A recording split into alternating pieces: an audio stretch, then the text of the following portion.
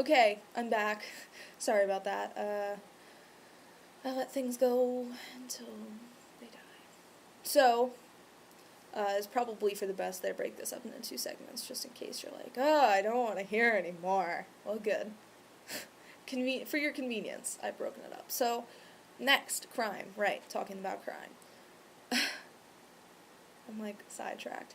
Okay, so, the thing about crime in Lhavit, frizzy hair, see, I'm sidetracked, is the way it's handled is, like I said, it was kind of going back to the SESA and the explanation of them. So the 2L is the building, for all intents and purposes, that houses the court system, right? And the basic function is that each of the floors houses several different courts that deal with each issue as it's presented. So, the minor offenses, like petty theft and stuff, are kind of, at the lowest floor levels, and then you go up from there, and there are more egregious acts at the top, of which being, murder and treason and that kind of stuff. And the killing of an Ogama, which is, they're considered to be sacred, so, no. And then the pardons court, right, which is kind of just, they call it the mercy seat, is kind of you sit there, you wait, and then you get to hear your pardon. So most people who are in there know that they're in there to be pardoned, but it's also kind of like a council room and a meeting room. So it has multiple functions. And then above that, you have isolantors, separate chambers that are actually separated into 2 different apartments, and then the astronomer's paradise at the top, where his intellect lives. So, now that I got that out of the way. Basically crime, people aren't held in prison. Lhavit is very liberal about certain things, and they believe that no one should be incarcerated and held until trial. That's why there is a giant tower dedicated to nothing but judicial proceedings. So the way that they handle that is pretty simplistic. They, the Shinya incarcerates whoever it is committed the offense. They take that person to the tower almost immediately. It's not like the American judicial system, though it has similarities. There is no prosecutor, there is no defense lawyer. It's you and the judge. The Shinya takes the time to write a report of what they saw, how you conducted yourself, etc., etc., etc. They write that report, the judge reads it, the judge asks you what happened. You defend yourself to the best of your abilities. At that point, if things are kind of muddy, if you're not pleading guilty or to make yourself look better, or it's just really not there, no one's really sure what happened, like in the case of a murder where it's really important that the truth not be clouded by extenuating circumstances, they'll bring people in like a seeker. Sometimes if the judge is marked by Iris, that helps as well. Sometimes they'll bring in, dream walkers even, just anybody who can kind of unearth perhaps what happened in the past in reference to an event. And at that point, then, they will proceed and move forward. And once you are charged, your punishment is carried out immediately. So it's all very quick. It's not something that transpires over the course of a certain period of time. And as a rule, people generally aren't imprisoned. When they are imprisoned, I am still working on kind of it's bizarre, but, in my mind, Lhavit's not the type to just be like, shame on you, and stick you in a cell. They're like, well, you need to be productive because we're up on this mountain, and we can use all the help we can get. So you kind of, get put on this chain gang immediately, and you're just like, all right, go. Fix it. Take care of it, community service, get out there. You gotta do drudge work, you gotta help with the construction crews, you just gotta do stuff you wouldn't normally do. Depending. Because clearly if you're a danger to yourself or others, then there's going to be a building and a facility that the people who are actually on drudge work will return to sleep. So it is kind of like prison, only you're on work leave, but then other people who are dangerous will be kept there, potentially to be rehabilitated, but ultimately they may just be awaiting execution. Because I really hate to make this comparison, but that's kind of like Texas.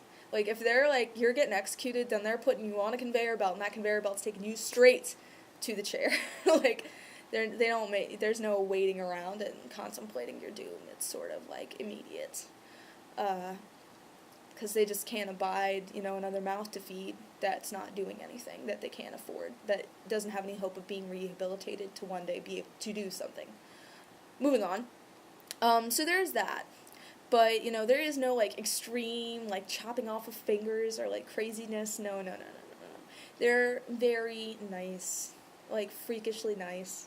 Like, hippies and like, they're, like, Kaya, and, like, they worship the stars, and they worship nature, and they party all day and night. Like, what do you think? To do the math. Anyway, so then there's this new fence operation kind of in lieu, because that's the thing, is that I have issues with, like, extreme concrete black and whites to say that, like, oh, crime can't be happening because the Shinya are, like, omnipotent, and they're not.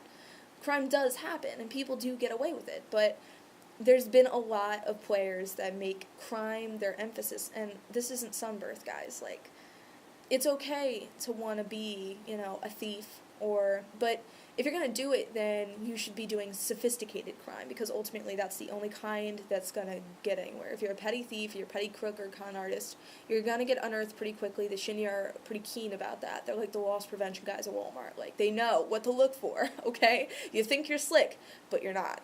I've had some friends who've learned that the hard way in real life. But that's an apt comparison, because ultimately that's, yeah. So if you're going to do it, you're going to do it through a fence operation, where I have a player who's awesome. His name is Julius Starr.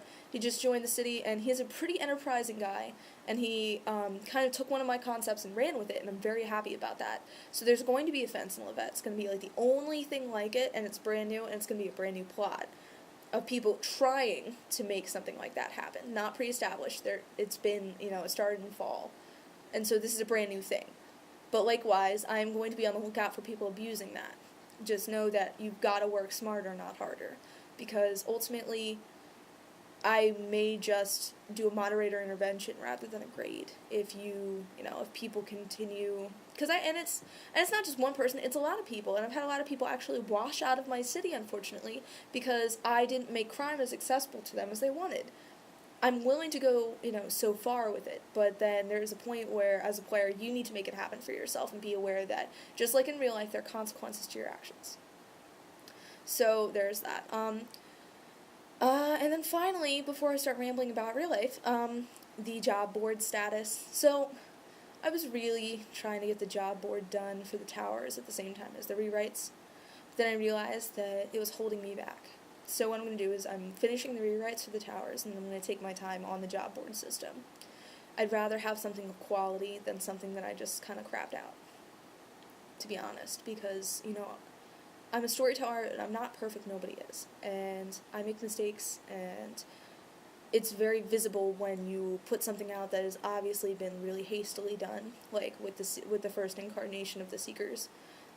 I was pushing myself to get it done, to just get it done, and what ended up happening was just a lot of confusing and conflicting detail, and had I not had the kindness of other people to come in and tell me that dates were wrong, that the concepts were not, that there was a lack of clarity, that there were prose issues, that there were, just straight up confusion about certain departments and stuff, without that, real life happens, and then another storyteller picks that up and goes, what do I do? Right? Like I did, so I don't want to do that to anybody. It's about quality. Dang it. Okay. Now to ramble about real life. Which makes me tempted to do, a third part of this video. But, real life time! So, last night, since, Traverse actually Alex has inspired me to do my own little movie review thing, really briefly, because last night I had the pleasure of watching another Miyazaki film, for the very first time, though technically, this one is the very first and one of the only films of Ghibli Studios to ever actually just be written by Miyazaki and directed by another person. Yoshifumi, who was supposed to ultimately inherit Studio Ghibli, and sort of, walk in Miyazaki's shoes, but unfortunately, he passed away before that was possible. But I want to talk about it anyway. So, Whisper of the Heart was released in 1995, and I do have some points I wrote down, so I wouldn't get really, really sidetracked. It's a great movie, I will say that. If you're a Miyazaki film fan or aficionado, it's definitely a must-see, if only for the fact that it is a continuing story. So Whisper of the Heart is about a girl who is kind of a lazy, airheaded dreamer, kind of. She's a huge bookworm. Her dad works at a library, and her mom's in grad school. And this is, like, back in the days of the Dewey Decimal System for libraries, and they're just now, like, switching over to digital library catalogs, and it's actually referenced in the movie, which is really cool. But basically, this girl meets this. It's I don't want to give anything away. I hate giving movies away. So the plot is basically that she continues to recognize this name, Seiji Yamasawa, through all these different books, through the library checkout cards, and she finds that every single book that she enjoys reading, this person has read before. And of course, you can already see where that's going.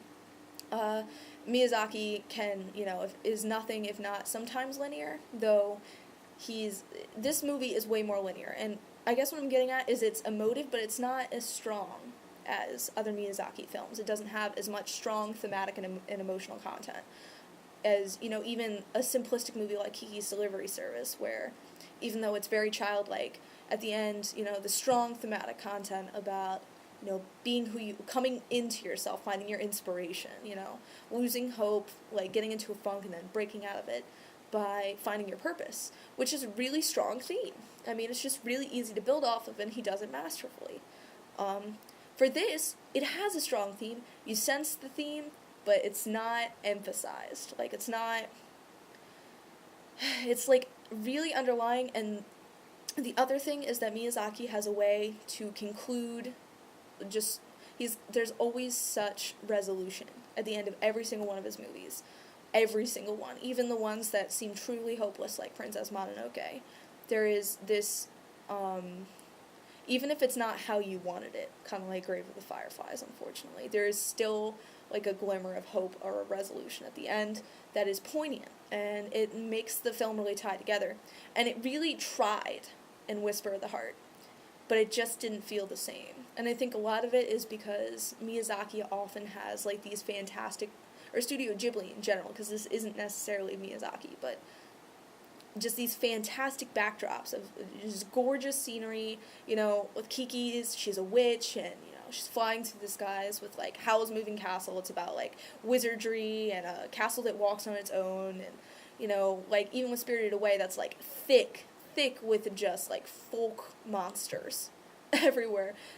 Most especially, like, Japanese mythology, but it borrows from everything, So, it's kind of one of those things where this is, like, just real life. Now, don't get me wrong, throughout, kind of the fairy tale is, like, alluded to, because the girl's a bookworm. She loves fairy tales. She wants to be an author by the end, and so that's kind of illustrated, but it's, like, you go through it vicariously through her, and it's really not that it's not that big of a thing, so, dang it. It's not that bad. It's good. It's worth a watch, if only because it's adorable, because it's got, like, a really, like, I was like, what? It's got it's a reference to John Denver's Country Roads, like, I'm like, like, it starts with the English version, and at the end it has the Japanese version, and I'm like, but I love that song, so I can't really, like, hate on it. I'm not hating, but it's just very unexpected. Still good. Unexpected. And then finally, I did want to say something in honor of the holidays, which is just me talking at this point. So, it's been on my mind, kind of, that this is a time of the year that is very stressful. It is stressful for me. It's stressful for everybody, because it's just, there's such a financial obligation when it comes to Christmas that it makes everybody kind of wince when it comes around, because they know you're taking a serious hit to your wallet, and you've got to find a way to not offend anybody, especially in a person of my age group, living on their own. Like, I'm 22, and I work a lot, and I don't have a lot of money all the time. And so now it's like a scramble to make sure that I'm staying above water while getting other people gifts and making sure that they know that they're cared for. So what my challenge to myself here lately, and my challenge to you guys, whoever's watching this, would be then to kind of just take it as the spirit and try and just be extraordinarily kind, even if it's in small doses, and to not let the stress or the obligation of being giving detract from the actual, like, mission to give. So, the idea is sometimes unexpected kindness is often the most merciful, the most pleasant, and the thing that stays with people. So a complete stranger that might suspect that you don't like them, or someone that you don't generally talk to, or just even a close friend that you haven't seen in a while, just something to go out of your way to show them that you're thinking of them, even if it doesn't cost a dime.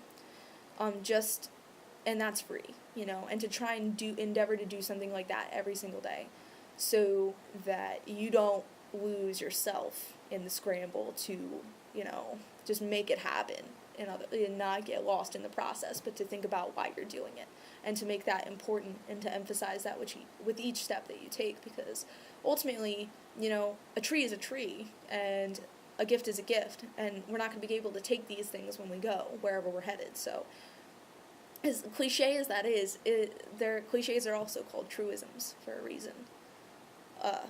It is true, I personally have been kind of like a perpetrator of being kind of nasty, because I've been in a bad mood, and I feel like put upon to do things that are not necessarily within my means, because I feel as if I'd be letting people down if I didn't, which is not really true. I'm sure there are people who would understand, but the idea is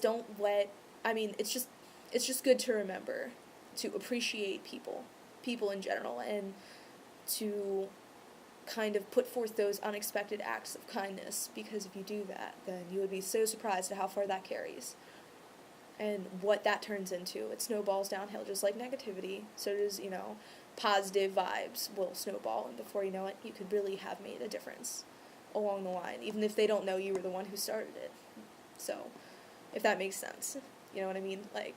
Yeah. So, I just wanted to say that I thought it, sort of deserved to be mentioned, and I've got horrible post-nasal drip. If you're wondering why suddenly I sound like this. And you know what I'm doing? Drinking coffee. This is certainly not going to help. Anyway, remember, being kind and caring for others does not cost anything.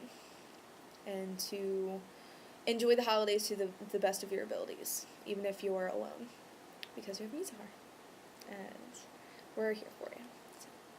So, alright, this is Elysium signing off with her, oh my god, I talk for forever.